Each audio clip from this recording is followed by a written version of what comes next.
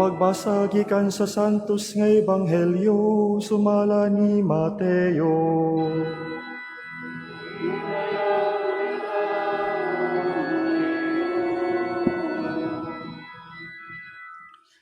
Si Jesus misugilon ni ining sambingay ngadto sa iyang mga tinun-an. Sama kini sa usa ka tawo nga hapit na mupanaw. Gitawag niya ang iyang mga sulugoon o gipiyalan niya ang iyang sa iyang katigayunan o gihatagan sila puhunan sumala sa ilang katakos. Ang usa gihatagan niya 5,000 ka pisos, ang usa 2,000 ka pisos, ug ang usa pagayud 1,000 ka pisos. Unya mipanaw siya. Ang sulugoon nga nakadawat og 5,000 ka pisos milakaw dayon ug ipatigayon niya ang salapi ug nakaginansa siya og 5,000 ka pisos. Ang nakadawat og 2,000 ka pisos nakaginansyag 2,000 ka pisos. Apan ang sulugoon nga kadawat og 1,000 ka pisos milakaw ug nagkalot sa yuta ug gitaguan niya ang salapi sa iyang agalon. Tapos sa taas nga panahon, mipauli ang agalon ni adtong mga sulugoon ug nangayog husay kanila. Ang sulugoon nga nakadawat og 5,000 ka pisos, miadto kaniya og mihatag sa laing 5,000 ka pisos. Sir, miingon siya, gihatagan mo ako og 5,000 ka pisos? Tan-awa, ani ay laing 5,000 ka pisos nga akong naganansya. Maayo, buutan ka og maayong sulugoon, miingon ang agalon.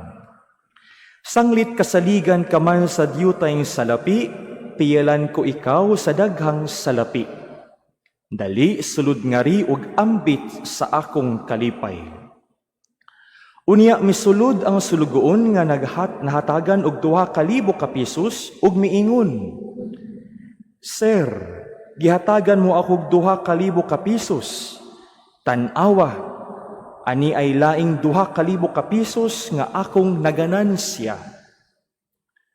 Maayo, buutan ka og maayong sulugoon, miingon ang iyang agalon. Sanglit kasaligan ka man sa diyutayng salapi, piyalan ko ikaw sa daghang salapi.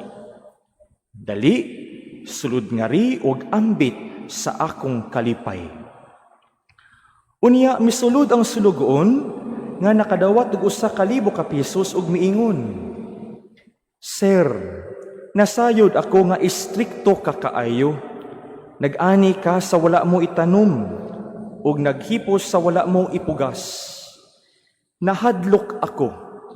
Busa milakaw ako ug gitaguan ko ang imong salapi sa ilalom sa yuta. Tan-awa, sir, ania ang imong salapi. Walay hinungdan og tapulan nga sulugoon, miingon ang agalon. Nasayod ka man di ay nga ako nag-ani sa wala ko itanom ug naghipos sa wala ko ipugas, nganong wala mo man ideposito sa bangko ang akong salapi aron mahibalik kini kanako nga may tubo na. Karon kuhaa kaniya ang salapi ug ihatag ngadto sa sulugoon nga may 10,000 ka pisos. Kay ang anaay iya hatagan pagdugang ug makabaton siya labaw pa sa iyang gikinahanglan. Apan ang wala gayoy iya, bisan pagani ang diyutay nga iyaha, kuhaon pagikan kaniya. Og kining walay hinungdan nga sulugoon, ilabog ngadto sa gawas nga mangitngit.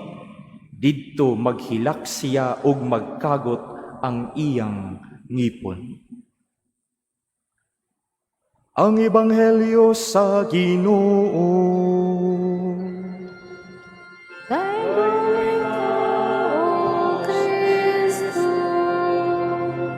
Palihog man lingkod. Maayong gabi kanatong tanan. Basig nag-wonder mo, nganong dili man si Father Andy Satura ang nagmisa karong gabi una? Prime time bida pa naman ni. I even asked Father Randy, no? Father Randy Figuracion, uy, si Father Andy, unsa kay na siya diha? In demand. But allow me to celebrate this Mass with you as a thanksgiving.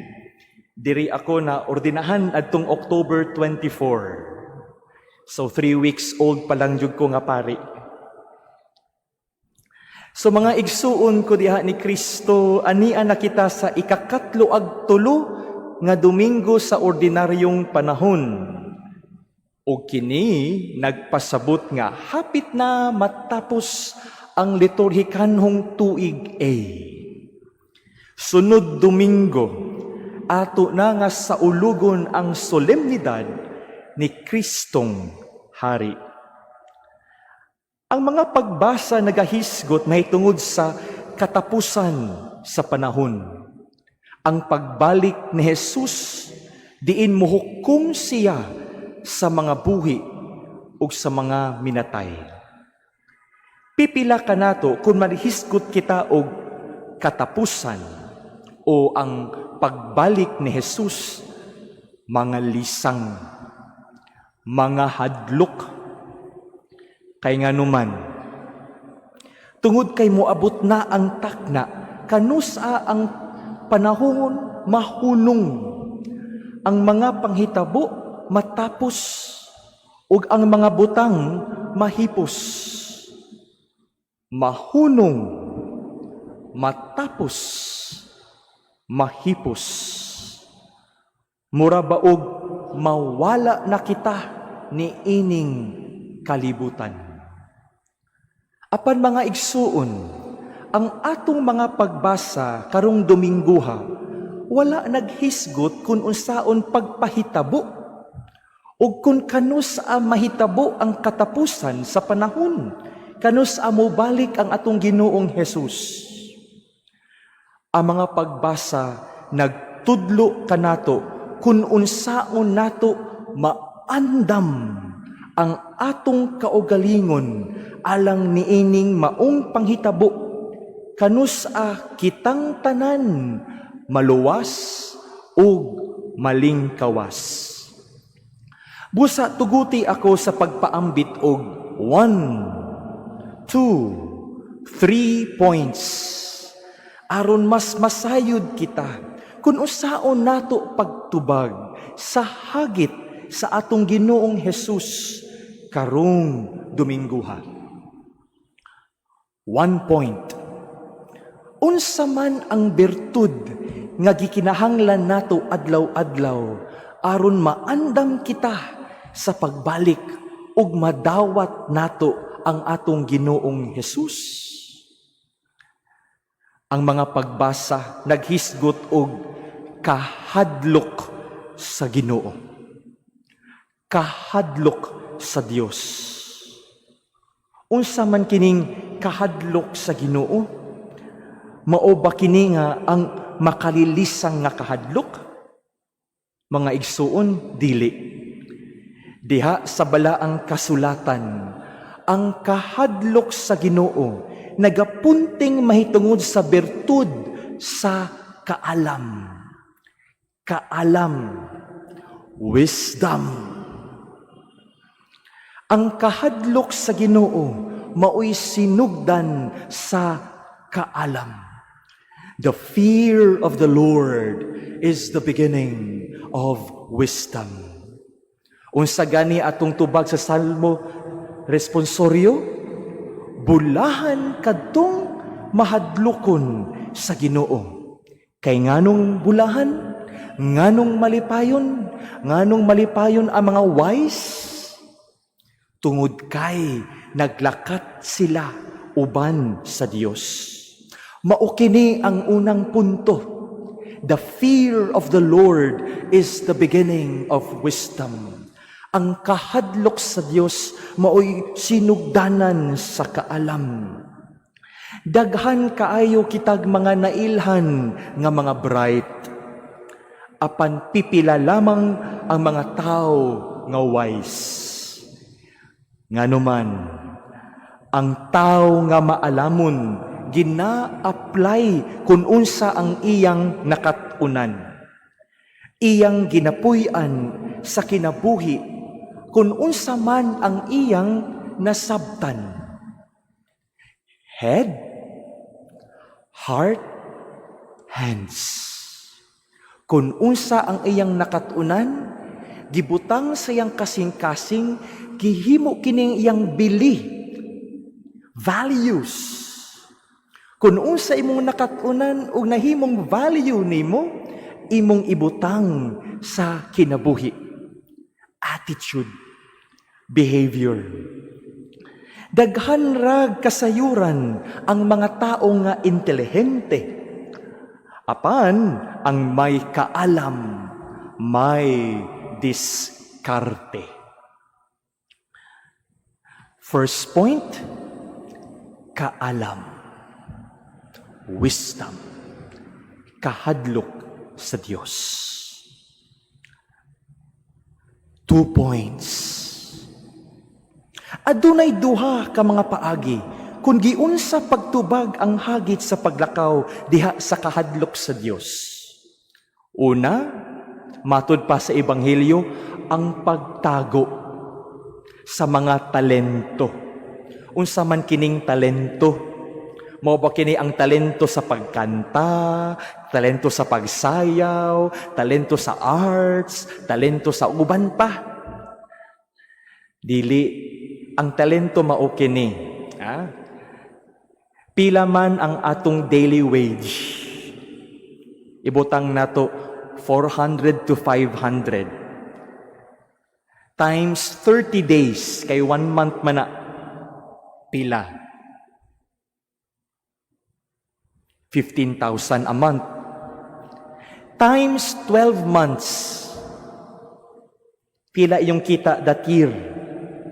Kung unsa inyong kita that year, 1 talent times 20 years.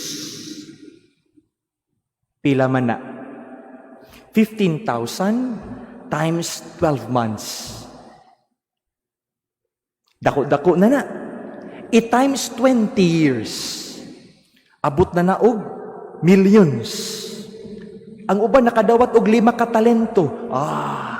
Billions. Ang pangutana, unsa man ang atong nadawat sa Ginoo nga dili jud na siya makwenta. Something that we cannot quantify. Nga ato lang kining himuon sa responsable nga paagi. Mao kana ang talento. Mao kana ang talento. Dili nato maihap kun unsa man kamanggihatagon ang Ginoo sa ato ang tagsa-tagsa o katilingbanong kinabuhi. Busa ang uban gitaguan nila.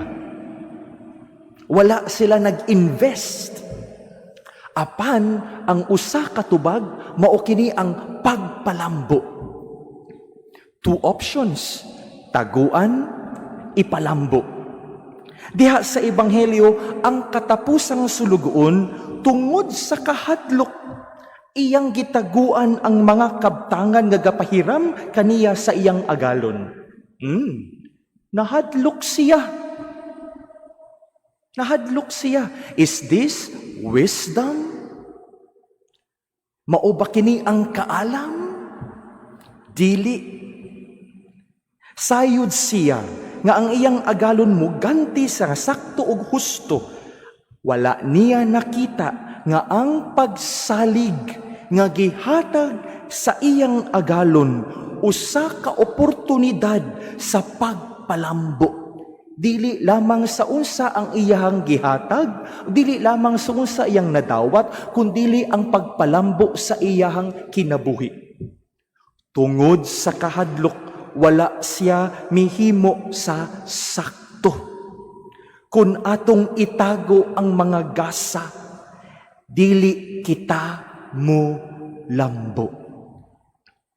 Kung gisaligan kita sa Ginoo, angay nga motubag kita sa pagsalig ngadto kaniya. Fear is useless. What is needed is trust. Ang pagsalig mao'y timailhan sa kung unsa kita kaabli sa grasya sa Dios. Ang grasya sa Dios mao'y muluwas kanato. By spending, we are saved.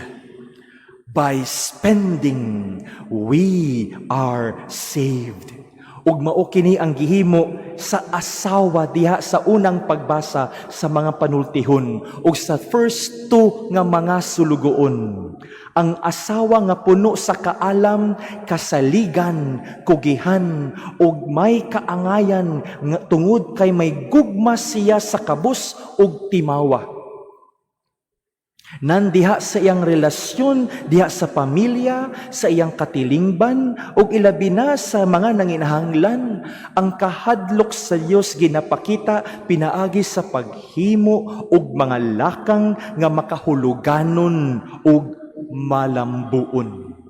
Walay nasayang nga panahon.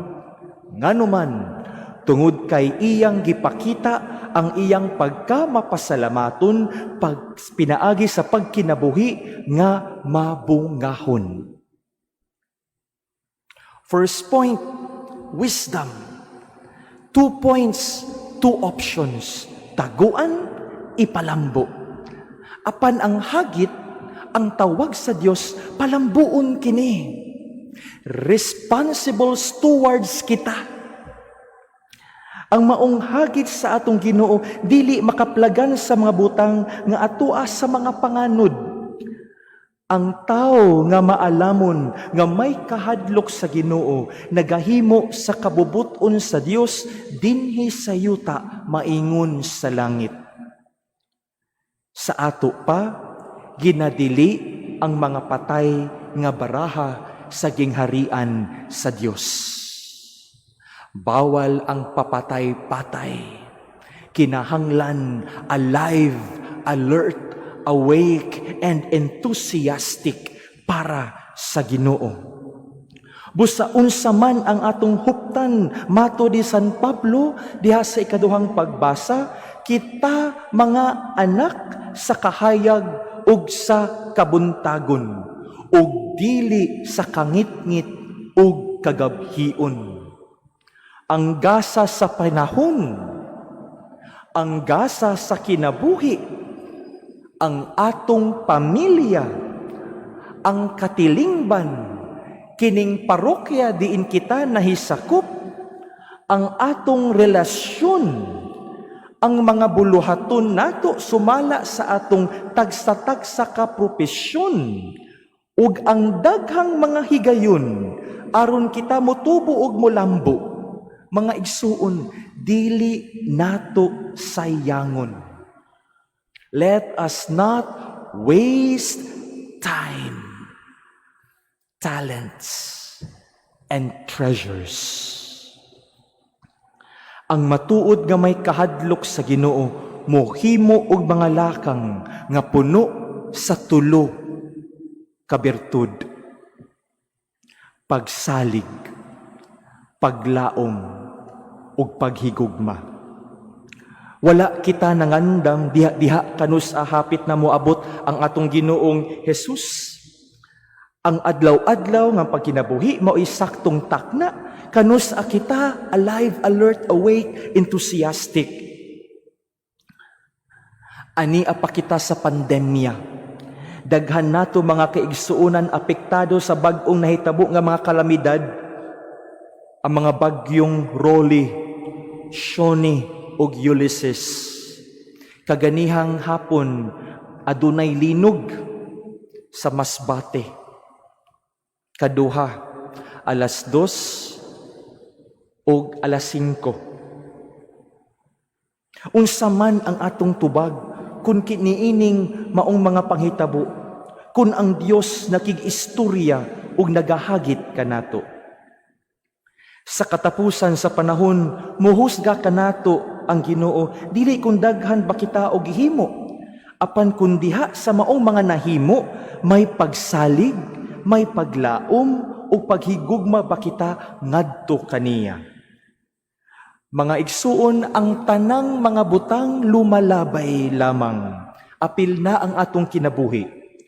Apan ang Dios magpabilin kanunay. Sa katapusan sa panahon, mahunong, magunob, o mahipos ba ang tanan? Dili. Tungod kay buot luwason sa Dios kitang tanan ug ang tibuok kalibutan. Busa, sunod sa formula. 1, 2, 3. 1. Wisdom. Kahadlok sa Dios.